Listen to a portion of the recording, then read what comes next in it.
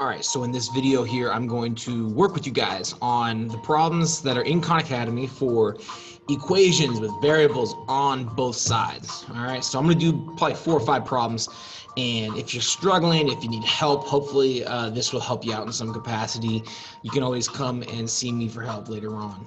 Well, let's see, I cannot minimize. Oh, that's right, I need to share my screen. All right, here we go. Equations with variables on both sides. And actually, let's see.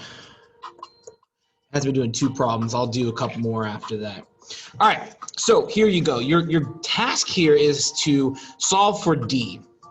So what you want to do is you want to get D, in this case, all by itself in the equation. So there's variables on both sides of the equation, like on the right and on the left.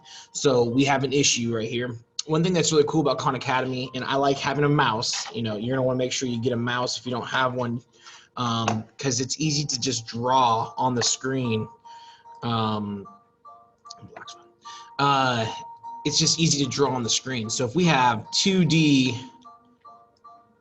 plus 4 equals 10 plus 5D.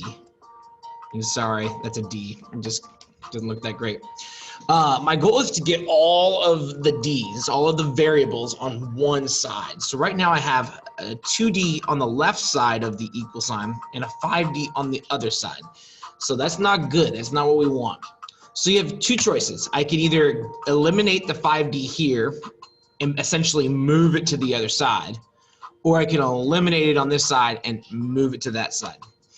My suggestion is to always try to keep your variables positive. It just makes everything else typically go smoother and easier. So the way that's going to work is this is positive, this is positive. So we have 2 positive variables. If I subtract 5D here, then I'm going to end up with 2D minus 5D. 2 minus 5 takes me into negatives, so I don't want that. So it's the other way around. I'm going to subtract 2D from both sides. These cancel each other out, right? I did the opposite operation, or the inverse operation, to get rid of the D on the left-hand side. Now on this side, we're gonna be, the 10 is still there, we're still left with that. 5D minus 2D, that's 3D. And the 4 gets brought down because it's still there. So all we've done so far is we worked on getting rid of the 2D on the left-hand side. We just did the inverse operation. We had 2D, we took it away. Now it's gotten essentially shifted to the other side of the equation, and we have this 3D here. Now we're working towards solving for 3D. We're trying to get this variable by itself. So in order to get this variable by itself, we want just the variable itself. And its coefficient is fine, but we don't want this loose 10 hanging out there. So if you have a 10 and you want to get rid of 10, then the opposite of having 10 would be to take it away, right? Which is subtraction. So we're just going to subtract 10 from both sides. 4 minus 10 is negative 6 equals 3D. And we have negative 6 equals 3D. This disappeared because we had 10 and we subtracted it, we took it away. Now we just got to get D all by itself. 3 times D equals negative 6. So for us to get 3 to be gone, just divide it by 3 on both sides. Advertisements, I hate them. All right, so we have 3D divided by 3 here. Negative 6 divided by 3. These 3's will cancel, giving us D by itself. Negative 6 divided by 3 is negative 2. Our answer to this problem is negative 2. Sometimes I go a little too slow, and if I'm going a little too slow for you, you can always fast forward 20 seconds. See if I got to wherever I need to get to. Fast forward 20 more seconds. Or if you're like, I got this problem, I get it, just fast forward till I get on to the next problem. It's your choice. All right, this one we got a little bit more going on, which is all right. And if you don't mind, I'm actually gonna just kind of do my work underneath it. And that may be kind of hard to read, so I'll rewrite it, and I'll try to take my time on this one. 2p, that's a p, equals 2p plus 5 plus 2p. All right, in this case, we have 3 different clusters of variables. We have a minus 2p here, we have a 2p on this side of the equation, and we also have another 2p here. The first thing that I like to do in these situations is combine like terms. The phrase combine like terms means within this side of the equation, get all of a specific variable together and all of the constants together. So if, you know, getting this p to the other side of the equation, that's not combine like terms. That's something different. When I say by combine like terms, I mean these guys. They're both to the right. Let me draw a line here. They're both to the right of the equal sign. So let's combine them. So on this side, I'm just going to leave it the way it is. 17 minus 2p, that's a p, equals 2p plus 2p is 4p. You just add them together, combine like terms, plus 5. Now it looks a lot like problem number 1. All right, we can either subtract 4p from both sides, or we could add 2p to both sides. I want to keep it positive, so I'm going to add 2p to this side. The reason being is if I took away a 4p here, then I'd have negative 2 minus 4, and that goes in a negative number. I like to just avoid negative numbers. Although if you do get to a negative number, it's still possible to solve. I just like to avoid it. Negative 2p plus 2p, add 2p to both sides, and we're left with 17 equals 4p plus 2p is 6p plus 5.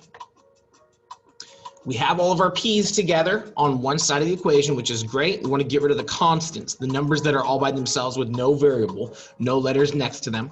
So we're going to do the inverse operation. We have 5, we take away 5. We subtract 5 from both sides.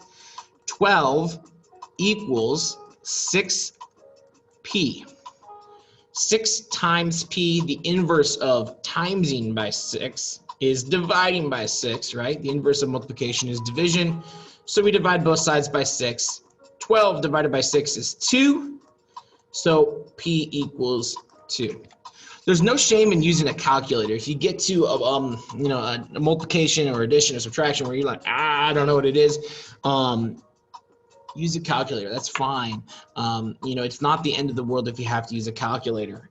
Try to do it in your head mentally or using paper, but if you just really want to make sure you get something correct and you really want to make sure that you're accurate, there's no shame in using a calculator. I'm an adult. I'm a math teacher with a math degree, a bachelor's degree in math, and there's times where I use a calculator for somewhat easy of a calculation. Just because I want to get it correct. I want to be accurate. And so I don't ever shame people for using a calculator if you'd like. All right, I'm going to do 2 more problems here. So we have 9e, that's 9e minus 7 equals 7e minus 11. All right, so in this case, let's get all of our variables on one side of the equation. So we can either subtract 9e. 7 minus 9, that takes me to negatives. I don't like that, so we're going to go the other way. Again, I always try to keep my variables positive. It's just my personal approach to solving these.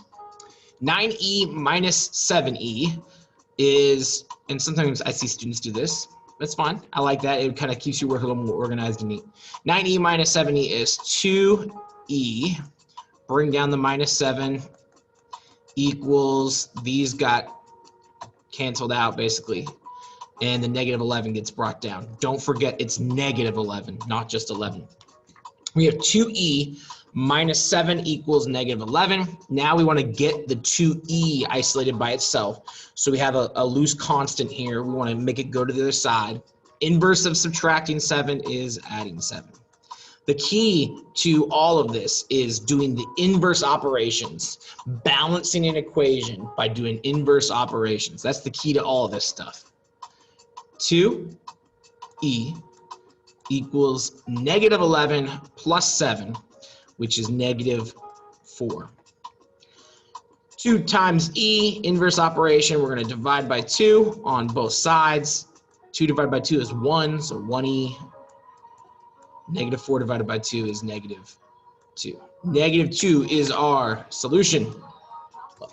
I'll do one more.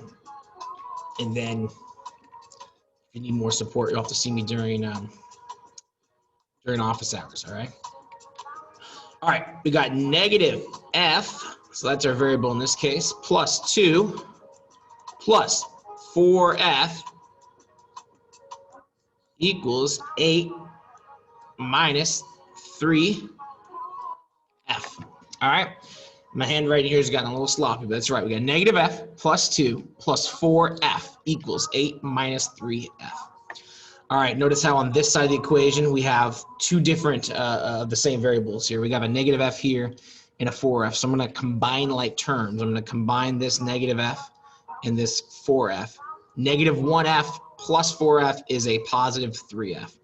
So on the left side here, we have 3f plus 2 equals 8 minus 3f. And then now I want to get all my f's, all of my variable on the same side of the equation. So I can either add 3f to this side or I can subtract 3f here. And to keep things positive, I'm going to do this one right here. I'm going to do the inverse of negative 3f by adding 3f to both sides. And I end up with 3f plus another 3f makes 6f. 6f plus 2 equals 8.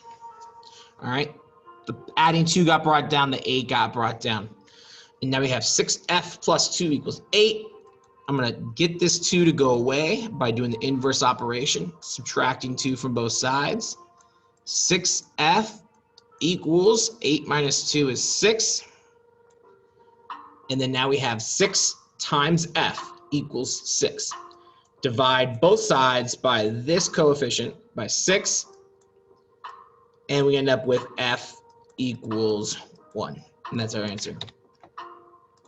All right, if you're super struggling with solving equations, there's a very good chance that I need to work with you on some previous skills that are things that in middle school you were working on. At the high school level, pretty much we're jumping right in with solving equations. We have variables on both sides. These are things that we need to be able to do, and we need to be able to do them pretty quickly here. As I'm looking at kind of what we got planned here, by the end of October, we're kind of moving on from solving equations, and then we're going to be moving into having systems of equations, which is even more complex.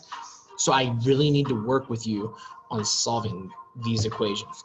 So if you're struggling, please don't run away from it. Tack it head on. Come to office hours, get some help. I'll be inviting you to small groups if you're struggling. We're going to get this right. We're going to write this out. All right. Take care, guys.